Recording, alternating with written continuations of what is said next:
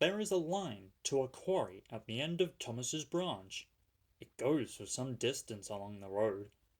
Thomas is always very careful here, in case anyone was coming. Peep, peep, peep, he whistled.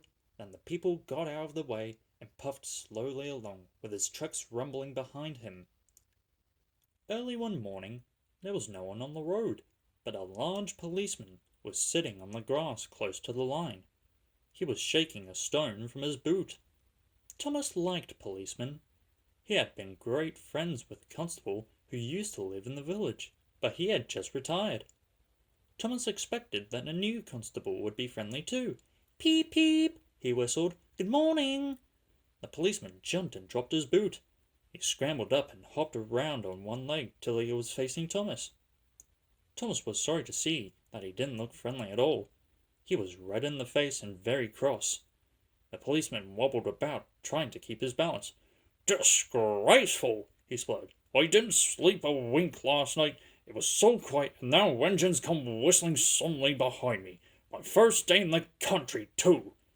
He picked up his boot and hopped over to Thomas. I'm sorry, sir, said Thomas. I only said good morning.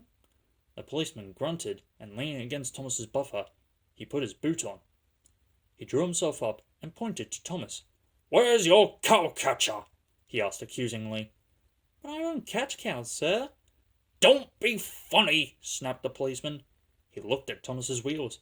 No side plates either. And he wrote in his notebook.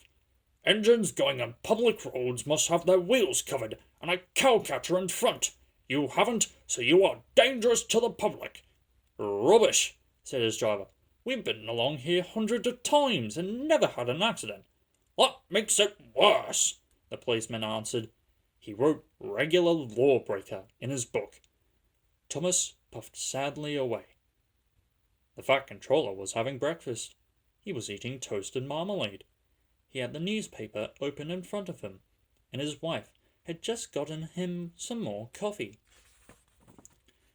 The butler knocked and came in.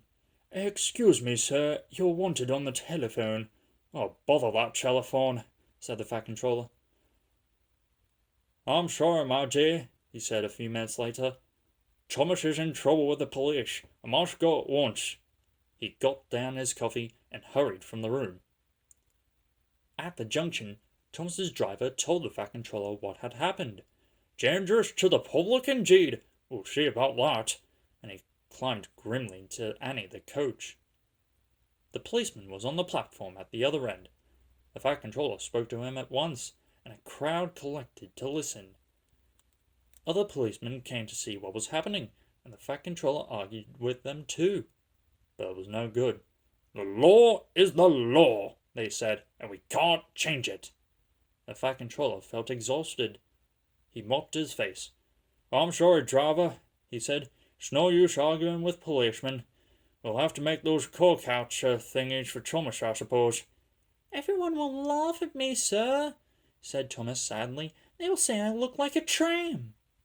The fat controller stared, then laughed. Well done, Thomas. Why did you not think of it before? We want a tram engine.